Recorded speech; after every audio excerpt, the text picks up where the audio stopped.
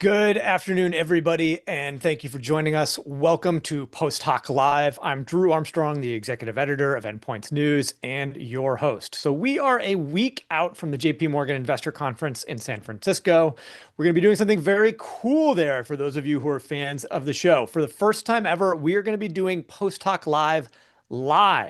So if you will be in San Francisco and you are coming to our event already, you can get in. Unfortunately, we have had to begin capping our free RSVPs. It's going to be on Tuesday afternoons. But for those of you who are there, who are attending the Endpoints event, we still can give you access. The link is going to be over in the chat on YouTube. If you want to buy a ticket and have not yet, if you're there, please make sure to come and say hello. I'm going to be interviewing Flagship's new bar of fan at the Marriott Marquis that afternoon. Be a lot of fun. Can't wait to do it. Now, if you are joining us for the first time on the show today, hello. Post Hoc Live brings you the reporting, the analysis, and the debate that usually happens behind the scenes in our newsroom live to you. If you're on YouTube and you're not already following us, hit that little subscribe button below our feed. You'll get alerts about future live streams. Now, to talk about today's show, we are a year into the Trump administration's new FDA. And while we have spent endless stories chronicling the people and the policy drama at the agency, today we're going to look at one of the most important things it does, which is review new drugs. We published a story today with reporter Zach Brennan of our yearly analysis on FDA approvals and showing that while the number of approvals have dipped slightly, most of the novel drugs were still reviewed on time. But we have seen a little bit of slippage in those timelines in the second half of the year, which could be a sign that all of the staff losses and disruption at the agency are beginning to catch up. We have two great people joining the show who are going to help us make sense of this wild year. Holly Fernandez Lynch, who is an assistant professor of medical ethics at the University of Pennsylvania, my alma mater, medical school, and an FDA expert, and Zach Brennan, our Endpoints senior editor, who has covered the FDA for more than a decade. Holly, Zach, welcome to the show. Holly, as a fellow UPenn undergraduate, though you have many degrees after that, were you a patron? We graduated for the same year. Were you a patron of Koch's Deli on Locust? Of course I was. Yes. Did you have a favorite sandwich go Quakers. Well, thanks for being with us. Great to have a fellow Quaker on. Zach, I actually want to start with you. I mean, you've spent, the last couple of weeks pulling together a review of all the approvals. What's been the trend versus the promise this year about just, how are we doing on drug approvals? And I realize numbers probably not the most perfect measure of is the FDA doing a good job? In fact, might be a very imperfect measure. But how did the FDA perform on, approving new drugs this year? Right. So we heard FDA Commissioner Marty Makary say last summer that this year was going to be a banner year for new approvals. And I think a lot of us were kind of surprised by that, looking at the applications that they had left to review. And I think the numbers kind of came in line with what we had initially anticipated, which was slightly less from the two previous years, but pretty much on par with previous years. And again, as you mentioned, the approval numbers don't really tell the full story in terms of innovation. Yeah. The FDA can only review what applications it sees or what the industry submits. And so it's not, the number itself is not a very good bar. Having said that, if the number falls way below what we've seen in previous years, I think it's a pretty good indicator that things are awry at the agency. But I think given the thousands of people we saw laid off in April, the leadership changes at the top of OND, the 5 CDER directors, the new CBER director who's pushing in all different directions, I think we kind of expected a lackluster year in approvals. And I think everyone was kind of pleasantly surprised that the approvals didn't fall off as bad as we thought they might. Yeah. Holly, I think one of the main reasons I was excited about having you on the show, in addition to your wonderful educational pedigree, this has been this year of enormous change, headline after headline, and I think that there's this, you hear the repeating of this idea out there that regulators should be perfect and steady and regulatory certainty and things like that. And I'm wondering, I think two things.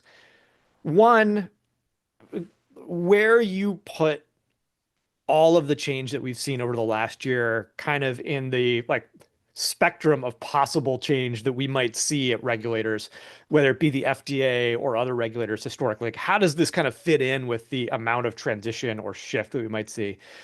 And then I think also like is the idea just that a regulator should never change? I'm obviously oversimplifying here, but like, does that even really hold as reflective of reality or how, regulatory how regulations are practiced in this country?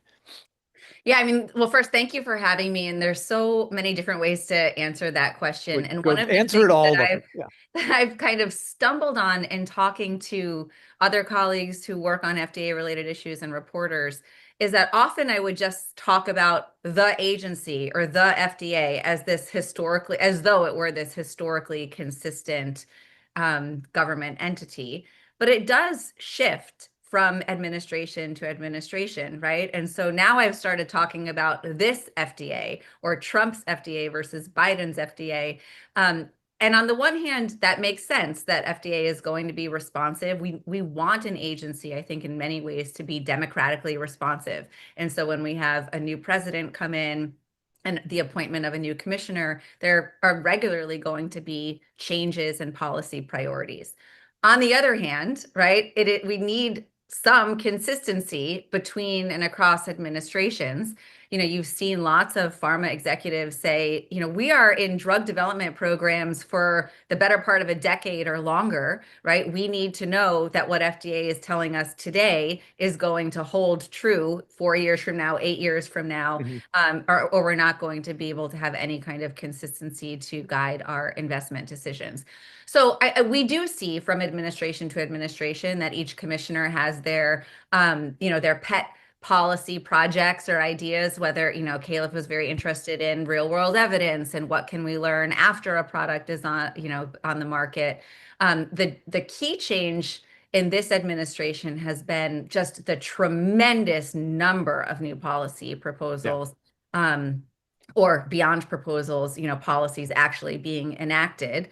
A major shift in how those policies are being enacted. So they're being announced in press releases or in the pages of the New England Journal without the opportunity for public comment.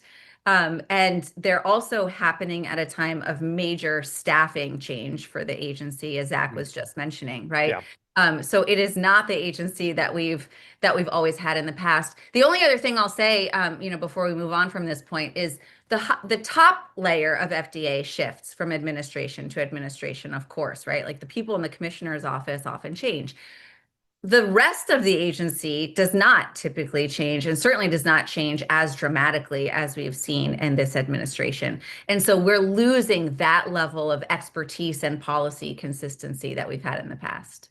So you said something that I want to unpack a little bit, which is just the how of these changes, and because I think this is important, and like this is something that like Zach and I and a couple other people here like we discuss a lot. Just it feels like the number of the speed of headline around FDA and the announcement of these things, but like how do you unpack, okay, they're making these announcements, they're saying they're doing these things versus like actually enacting regulatory policy that is going to be applied.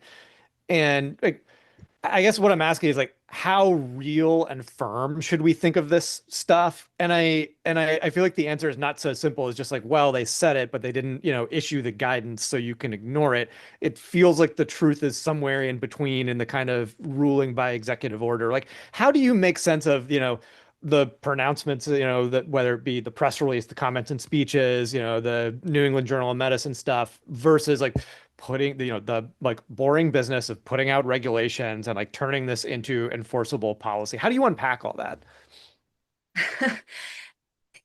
I don't really know what to make of it, to be honest with you, because it is so unusual. So, for example, it's not the case that in previous administrations, nobody from FDA was publishing academic journal articles. Of course, they were doing that, but they were often analyzing how their policies had gone, right? And giving, empirical data about various pilot programs or that type of thing. They weren't initiating policy shifts in the pages of an academic journal without the opportunity for public comment. And what we're seeing with these press releases, so let's take the National Commissioner's Priority Voucher Program. I might have mixed up the order of words there a bit, or the plausible mechanism pathway for individualized genetic interventions, right? These are two new policies. One, the latter, right? This one for individualized therapeutics. I don't know what FDA is going to do, right? We have like a 2-page journal article. They say guidance is going to be forthcoming. I don't know what I would make of that if I'm in industry thinking, okay, is this just an idea that they're spouting off about? What's the durability of this going to be in a future administration, right? I would like, if I'm, an industry CEO or investor, I'd like it to at least be in guidance. Ideally, I'd like it to be in regulations so that I know it's going to be more consistent. The priority review vouchers, press release to action, right? I mean, they have enacted that program. Where I get really concerned is if we don't have guidance or regulations on that, it becomes so easy for it to be arbitrarily allocated, right? Yeah. Right. So we've got a press release with a handful of criteria and a limited number of vouchers, although they've already issued many more than they said they were going to. But you could have two similarly situated companies with similar drugs. One of them gets a voucher and the other doesn't, right? And so having clear, explicit details and guidance and regulations allows companies to say, oh, okay, here's why they got it and we didn't, or to challenge why one company got it and the other didn't. So I think that is a major procedural concern. And just yeah, maybe wait, just to, well, no, Zach, I got to ask you. I mean, you've been following this. Like, what do we know about the vouchers that have actually been handed out? Like, what's happening? Yeah, with these? Yeah, exactly. So that's what I was going to say. Just to take a step back, they announced this first batch of, I believe it was 9 vouchers back in October. They said they're going to see 1 to 2 month reviews. We don't know if these applications have even been submitted to the FDA. We're now past this self-imposed 2-month deadline that they were going to approve these voucher related drugs by, right? And they haven't approved. They've approved 1 of the 9 so far. And I guess, yeah, back to Holly, I guess my question to you would be like, I don't know, how sure should a company be in, putting forth a submission to a voucher program like this? Are the criteria clear to, I mean, you follow the agency as much as anyone. Like Makari kind of mentioned that pricing could be used to issue a voucher, that if you manufacture it in the US, that might be used as a criteria. Is there any, but there's been no formal guidance about, how they're assessing the applications. We've heard a lot of pushback internally from the FDA. Has there pushback on this, saying it might not even be legal, right? The FDA can't just create their own approval pathways. And that kind of goes with the plausible mechanism pathway too. Can Vinay Prasad wake up and say, hey, here's a new approval pathway? I don't, is that? Yeah. Okay, so let's start with the vouchers. It's not clear at all, right, what the eligibility criteria are or how exactly they're going to be applied. We have some examples to go on for now. I'm a lawyer and an ethicist. I'm not a behavioral economist, right? But I know enough about incentives that they need to be clear in order to shift companies' behavior, right? And so the pre-existing priority review vouchers that we had around pediatric rare disease drug development and tropical drug development, those were very clear. You meet these criteria, anyone who meets these criteria will be able to get a voucher. If I'm a company, I can bank on that. If I'm making decisions about how to allocate my investments in my pipeline, I can say, oh, if we go in this direction, we'll be eligible for a voucher. Let's go that direction. That's what the incentive is intended to do, right? To say, oh, we want companies to pursue drug development in these different areas. And you can plan well in advance for that. For the commissioner's vouchers, first of all, they're just kind of being handed out in real time, right? Okay, you submit an application or you ask for one of these and maybe we'll give it to you. but it's well down the pathway to drug development at the point where the voucher might be granted. Now we have seen some vouchers that are granted earlier on, a few years in advance of when the application is likely to be submitted. But I'm simply pointing out that it seems unlikely that these commissioners' vouchers are going to meaningfully shift company behavior towards choosing to pursue the priorities that the commissioner has laid out, because the priorities aren't clear. And even if you follow them, it's not guaranteed that you're going to get a voucher. And then if you get a voucher, it's not even guaranteed that you're going to get the speedier review, right? So I think there's all sorts of problems with how the vouchers are actually being handed out and how that program is running. On the plausible mechanism pathway, right? But I think it's a good idea, right? We see serious barriers in how these individualized genetic interventions are going to be developed. If you have to do a different IND and a different new drug application for every genetic mutation, no company is ever going to be interested in it. And even academic researchers are not going to be able to pursue product development that way. So I do think it was a real problem. It needed to be addressed. I'm very concerned about posting, an academic journal article about it. They say guidance is going to be forthcoming, but the FDA's good guidance practice regulations say you cannot announce a new policy for the first time in an academic journal article or in a press release, right? And that's exactly what this plausible mechanism pathway is. They have a little paragraph at the end of that New England Journal article where they say patients can't wait. Okay, right? If patients can never wait. Of course they can't wait when they have these terrible diseases. That doesn't mean FDA can throw its procedural requirements in the bin, right? McCary was talking about this plausible mechanism pathway since his appointment in the spring, right? So you have enough time to write the journal article and to talk to reporters about it for 6 months. You could put a draft guidance together so that the public can meaningfully engage and comment on it. Can I ask you to keep your lawyer hat on for this? Because I think like what you're describing is I think kind of regular feature of this administration as a whole, where like there's a lot of, small breaking of process things. I mean, and you can look at anything from like, the plausible mechanism pathway and how it was announced to like, slapping Trump's name on the Kennedy Center or whatever, where there's a lot of, you're not allowed to do that. But have we seen within the FDA context, consequences or legal pushback to any of these, the kind of many breakings of process? Have there been consequences of any of that, or, or yeah. And what would it take to be that? Or is it also just that there's no consequences because nothing's really happened as well? So I don't think there have been any legal consequences yet. I will tell you, I'm on a number of chats with other, lawyers who are interested in FDA where we're constantly, they can't do that. They're not allowed to do that, right? And then, who has standing, right? These legal questions about who could actually take FDA to task for violating these procedures. Typically, who has standing to sue FDA would be industry, right? If they don't like how something is going, or they have, they've been treated in an inconsistent way or an arbitrary and capricious way. So far, a lot of what has been announced is favorable to industry, right? And so we aren't yet seeing that kind of pushback, but I think you could see it, for example, if, company A is denied a national commissioner's priority review voucher and their competitor with a very similar product gets one, right? You might say, okay, right, this was arbitrary and capricious, and we would like to know what's the meaningful difference? What's the meaningful difference between us? It is a real, I think, shift in this administration across the board, and FDA in particular, to say, yeah, we know that there are rules in place, but we're not going to bother figuring out what those rules are or trying to follow them.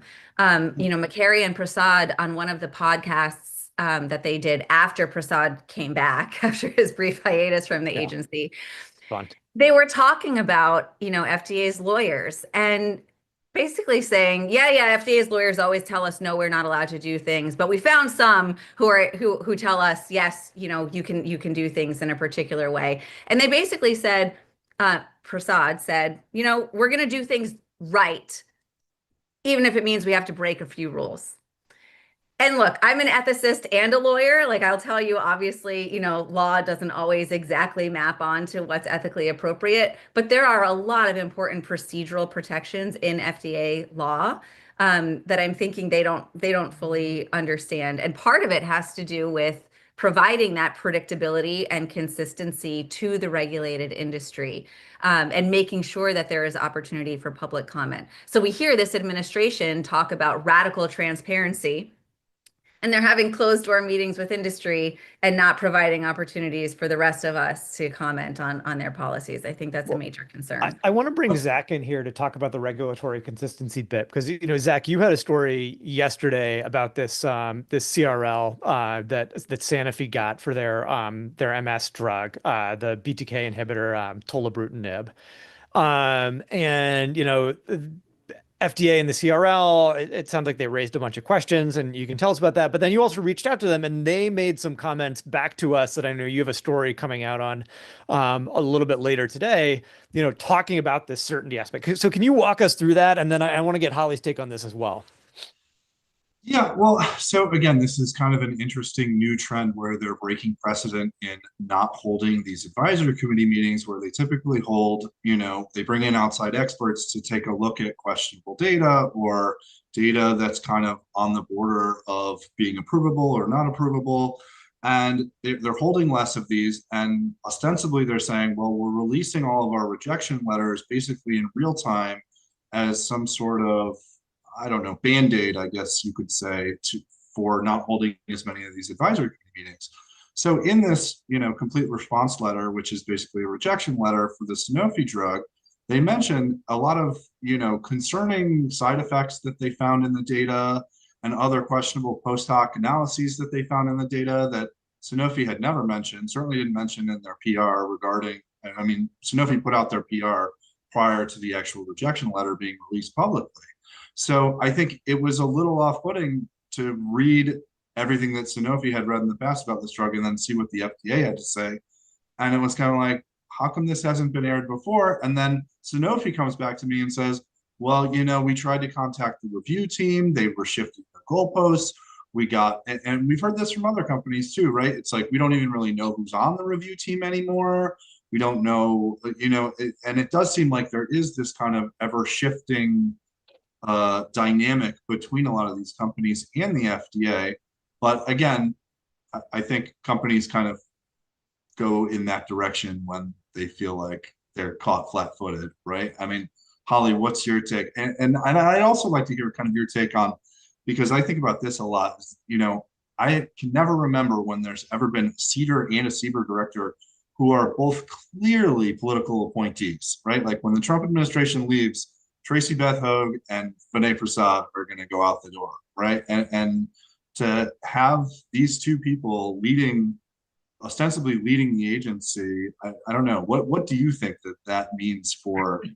I guess let's do the CRL. Is that so broad? in the company communication, and then let's get into the political, because there's a lot there. Yeah. Yeah. Okay. So on the CRL thing, I'll start by saying I am thrilled. Like, credit where credit is due. Posting the CRLs in real time is fabulous and should have been done a long time ago. So I'm really glad to see that, because it allows us to hold companies, feet to the fire when they would previously say, we got a CRL, we're not going to share it, or we're going to share it with a handful of reporters, but we're not going to post it publicly. And then you put side by side the things that they were saying about why they got a CRL and what FDA actually told them in the CRL. And, there's a lot of disconnect between them. So I think that is very important. There certainly have been examples where FDA has changed its tune, right? Even prior to this administration, the Barth syndrome drug that got a lot of attention recently ultimately got approval, but it had been kicked around to different parts of the agency. And, that I think caused some serious concern. So you do see real examples of that happening. The problem is I don't know enough about this particular drug and the data supporting it to know whether what FDA was telling them in their complete response letter was legit and things that the company should have predicted, and maybe that FDA was telling them all along. Or if it is something that truly is unique to the environment that we're seeing at FDA right now, where tons of people have left the agency or have been forced out, and there's just inevitably going to be inconsistency when you have that much churn within the agency. So, we've seen letters, from industry folks to McCary and to RFK saying, can you get your act together, right? Our industry relies on predictability, and this churn is not helpful, and it's not going to help achieve the goals. But I don't know enough about this particular CRL to know whether I buy the company's line about FDA shifting things, or whether, what I don't want to suggest is, that FDA always has to abide by what its predecessors said. If this drug really is not safe and it doesn't work, of course, a new administration and reviewers should be able to come in and say, "Whoa, we don't think this meets our bar for approval." But I can't speak about this particular. Well, and I know, we've had a past guest remind our listeners, I think, that there is no the FDA, and you might be talking to one set of people in the room, and it's really the person sitting quietly in the back who's their boss, who's the voice that matters, but they don't speak up and have a different opinion. I do want to, Zach brings up this really interesting point about the political appointees and the fact that we do now have a regulator where, you've got a lot of crucial regulatory positions being filled by political appointees who, yeah, presumably won't be here in 3 years, might not be here in, a few years back. Going back to that consistency question that we started, and the being able to count on a regulator, what do you think the implications are of having more political people who are likely to be bounced at these upper levels of the job are? And is that problematic? Is it a way of, that might create some needed change? What's the consequence of that? No, I think it is quite problematic. So with my lawyer hat on, I'll tell you, it's so easy to fall into this kind of colloquial way of speaking about political appointees at FDA. There are actually very few people who legally count as political staff at FDA, right? It's the commissioner, it's some advisors, it's some general counsel, folks in the general counsel's office, but it is not the center directors and the division directors and all, certainly not all the way down the chain like that. Very few people at FDA are legally political appointees. But right, we clearly can see, right, that there's been so much turnover at high levels of the agency that McCary has been able to pick and choose who's going to serve all of these different roles. And this kind of goes to what I was saying before about not understanding the legal process as well as I think strong FDA leaders would. If you knew you were going to be out of the agency potentially in 3 years, wouldn't you try to solidify the policy change that you were working towards and not just do it by press release and journal article?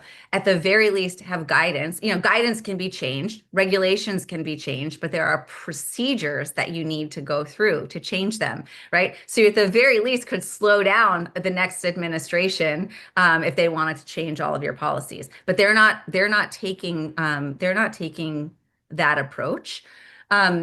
The other serious concern about all of this is you've stripped a ton of expertise out of the agency. These guys are going to be out the door, hopefully. And then who's going to be there to rebuild, right? Mm-hmm. Who's going to have the knowledge and expertise and wherewithal? So this is not going to be an easy fix. If we get another administration in, it is going to be a ground up rebuild. And to put a positive spin on that, I have found myself in kind of a strange position of being a critic of the agency prior to this administration, not always a critic, but being critical of the agency when appropriate. And then in this administration saying, whoa, I didn't mean burn it all down, right? And start over. There were some tweaks that needed to get made.